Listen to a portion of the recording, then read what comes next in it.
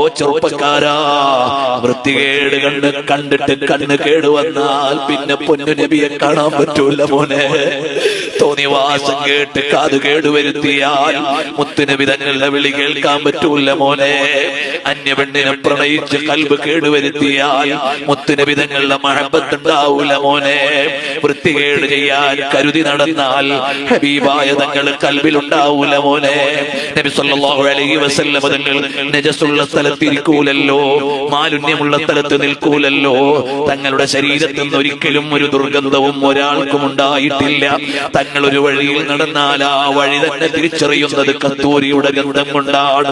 സ്വഹാബത്ത് എത്തിപ്പെടുന്നത് സുഗന്ധത്തിലേക്ക് ചേർന്നിട്ടാണ്. ആ മുത്തുനബി തങ്ങൾ അനാവശ്യങ്ങളുടെ ഭാഗത്ത് തിരിഞ്ഞു നോക്കൂല, വൃത്തികേടുകൾ പറയുന്നിടത്തിരിക്കൂല. സദസ്സിലിരുന്ന് ഒരിക്കൽ പോലും ഒരു തെറിവാക്ക് പോലും പറഞ്ഞിട്ടില്ല.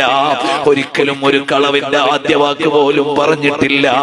ആരെങ്കിലും തെറി പറയാൻ തുടങ്ങിയാൽ അവിടെ നിൽക്കാറില്ല.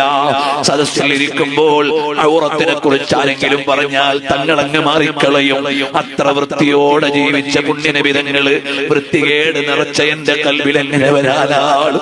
അതുകൊണ്ട് ഞാൻ എന്റെ കൽബ് നന്നാക്കണം, എന്റെ കണ്ണ് നന്നാക്കണം, എന്റെ കാത് നന്നാക്കണം, എന്റെ ചിന്ത നന്നാക്കണം, തഖ്വയോടെ ജീവിക്കണം.